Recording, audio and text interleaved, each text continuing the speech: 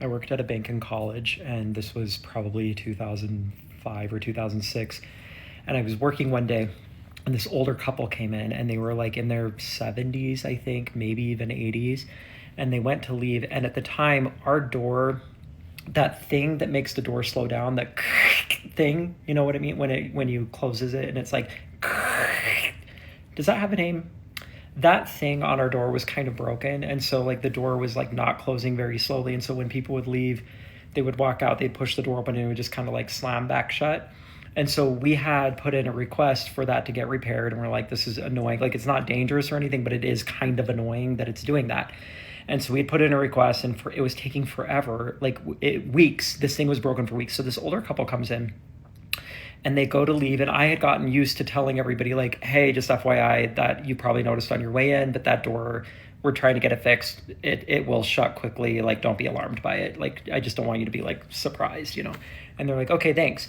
So they go walking out, and they push the door open, and this thing was apparently more broken than I was expecting, because that thing broke off of the door and swung down and hit the man square in the forehead and knocked him to the ground. This big guy, again, like maybe 80 years old.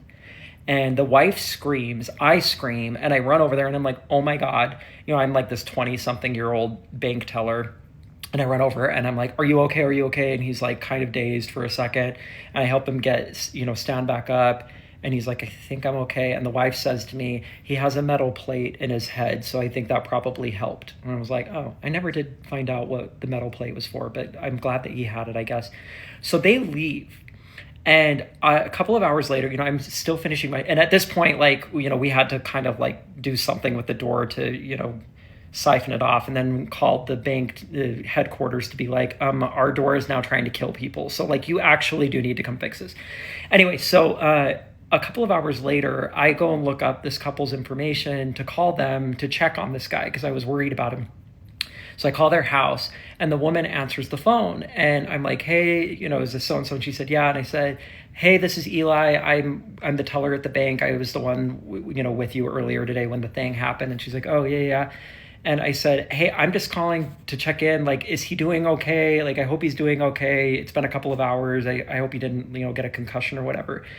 And this woman says to me, like, yeah, I think he's doing fine. And then she says, Eli, we're not going to sue you. And it was so clear that she thought I was doing damage control because I was worried about a lawsuit.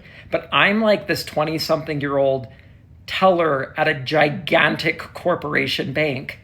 And when she said, we're not going to sue you, I said to her in the phone, I was like, well, that's not why I was calling. I genuinely was just worried about him. And then I said, but also, and don't tell anyone I told you this, but I think you should sue us. And they never did. But I think that would have been a slam dunk lawsuit.